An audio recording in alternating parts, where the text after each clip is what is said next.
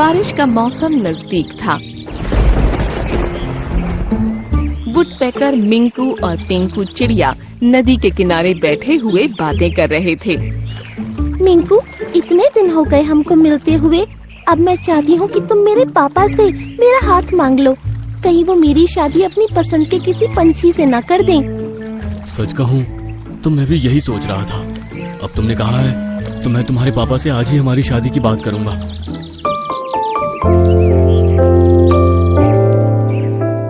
शाम होने पर जब पिंकी अपने पापा के साथ अपने घर पर अकेली थी तो वो बोले, मैं जरा अपने दोस्त से मिलकर आता हूँ। तुम घर का अच्छे से ध्यान रखना। पापा, वो मुझे आपसे कुछ कहना था। हाँ बोलो, इतना हिचकिचा क्यों रही हो? वो कोई आपसे मिलने आने वाला है, आप कहीं मत जाइए। उसके कहने पर उसके पापा वहीं रुक गए और कुछ देर बाद मिंकू वहाँ आया। नमस्ते पापा जी। नमस्ते। पापा जी, मैं और पिंकी एक दूसरे से शादी करना चाहते हैं। मैं आपसे उसका हाथ मांगने आया हूँ। इस पर पिंकी चुप रही तो उसके पापा समझ गए कि वो सच कह रहा है। ठीक है, तो बताओ कि तुम क्या काम करते हो और कितना कमाते हो? इस पर मिंकू सोचने लगा। उसको पता नहीं था कि उससे इस तरह के सवाल किए जा सकते हैं। बोलो, चुप क्यों हो गए? जी, फिलहाल मैं कोई काम नहीं करता हूँ। बस अपनी माँ बाप के साथ काली पहाड़ी के नीचे वाले जंगल में रहता हूँ। तो तुम शादी करके मेरी बेटी को कैसे रखोगे? जरा मुझे बताओ। अब मिंकू को अपनी कमी का अंदाजा हुआ और उसके मुंह से कोई जवाब न निकल पाया। एक वुडपेकर को केवल लकड़ी में छेद करना आता है, उसके अलावा कोई काम नहीं। और उस काम को करके कभी भी पैसा नहीं कमाया जा सकता। इसलिए तुम मेरी बेटी से शादी करने के ख्वाब देखना बंद कर दो। ये सुनकर मिंकू और पिंकू दोनों ही उदास हो गए। वो वहाँ से चल दिया और नदी के किनारे बने एक पेड़ पर बैठकर रोने लगा।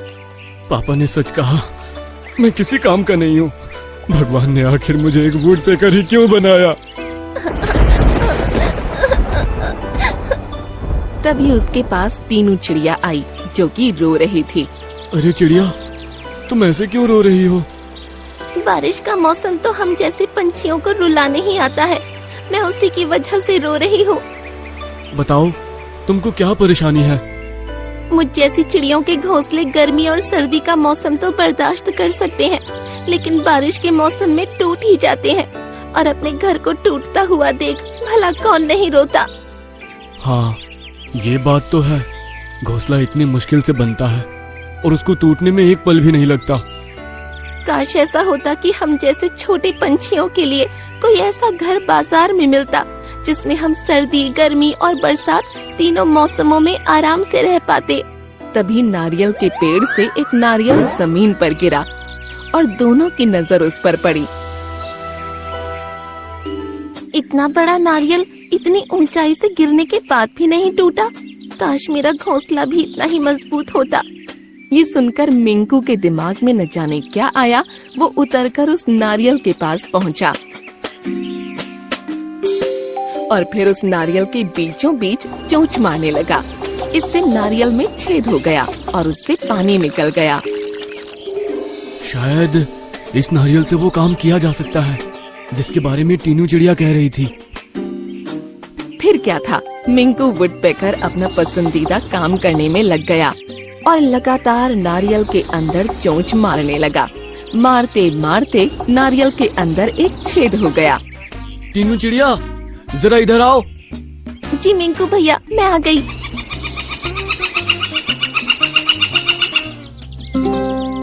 जरा इस नारियल के घर में जाकर देखो, ये मैंने खास तुम्हारे लिए बनाया है। क्या नारियल का घर? ठीक है, देखती हूँ। ये कहकर टीनू चिड़िया अब उस नारियल के घर के अंदर चली गई। अरे वाह, ये तो अंदर से सफेद है और बहुत मुलायम भी है। इसमें तो बैठने में और सोने में बहुत आराम मिलेगा। ये आवाज बाहर मिंकू को भी आ गई और वो खुश हो गया। अरे वाह, मैंने चिड़ियों की मुसीबत का हल निकाल दिया। अब मैं ऐसे ही और बहुत से घर बनाऊंगा और उनको बेचकर अच्छा व्यापार करूंगा। तुम्हारा बहुत बहुत शुक्रिया मिंकू भैया, लेकिन अगर ये पेड़ पर टांग दिया जाए तो ही कोई पंछी इसमें रह पाएगा, क्योंकि जमीन पर रहने में हमारी जान को खतरा होता है। इसका मतलब है मुझे कुछ ऐसा करना होगा कि ये घर पेड़ की डाली पर टांग दिया जाए। तभी वहाँ से एक बाज गुजर रहा था। मुझे कोई काम मिल जाए तो अपनी बीवी के सामने जाने की हिम्मत जुटा सकूं। उसने तो साफ कहा है कि अगर कोई नौकरी ना मिले तो घर मत आना। ये सुनकर मिंकू ने उसको आवाज लगाई और अपने पास बुला लिया। कालूबाज, मेरे पास तुम्हारे लिए एक काम है। मैं इन नारियलों से पंछियों के रहने के लिए घर बना रहा हूँ। तुम्हारा काम होगा जब घर बनकर तैयार हो जाए तो उसको रस्सी के सहारे उठाकर जहाँ पंछी कहे उस पेड़ की डाल पर टांगना होगा।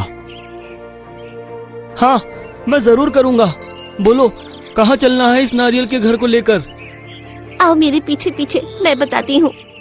ये कहकर टीनू हवा में उड़ गई।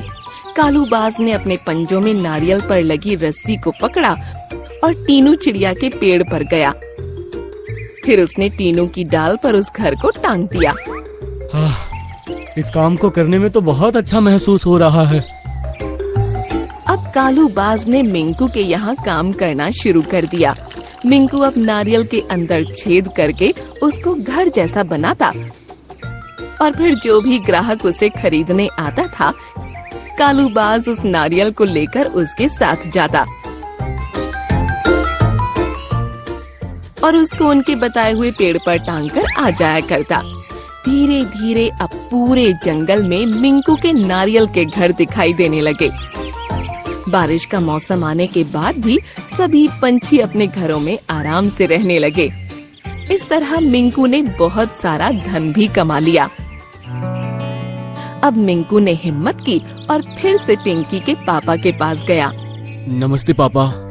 नमस्ते, बोलो कैसे आना हुआ?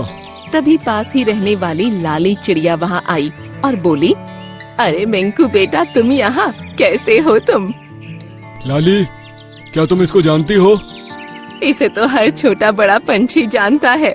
जंगल में तुमने वो नारियल के घर देखे हैं जो आजकल हर पेड़ पर नजर आ रहे हैं? हाँ, देखे हैं। वो सभी घर इसी के बनाए हुए हैं। नाजुक घोंसले जरा सी आंधी में टूट जाया करते थे। छोटे पंछियों को बहुत परेशानी होती थी। उसी परेशानी को समझते हुए इस बच्चे ने नारियल के मजबूत घर बनाए हैं जिनमें सभी पंछी आराम से रह रहे हैं। और जिन पंछियों के पास पैसे नहीं थे उनको तो इसने फ्री में घर बना कर दिए हैं। भगवान इसको जिंदगी भर खुश रखे। ये सुनकर पिंकी के पापा मिंकू को हैरानी से देखने लगे और उनके चेहरे पर खुशी भी झलक आई थी। तुमने एक बहुत ही अच्छा और नेकी का काम किया है। मैंने तुमको बेकार समझा, लेकिन तुम तो बहुत होनहार निकले। मैं तुमसे बहुत खुश हूँ। हाँ पापा, मैंने पिंकी और मेरे रहने के लिए 4 नारियलों का एक घर बनाया है जिसमें रहने में ना हमें परेशानी होगी ना ही हमारे होने वाले बच्चों को। मैं कल ही तुम्हारी शादी पिंकी से करवा दूंगा। ये सुनकर पिंकी और मिंकू दोनों बहुत खुश हुए। अगले दिन उनकी शादी कर दी गई और फिर पिंकी मिंकू एक साथ खुशी खुशी रहने लगे।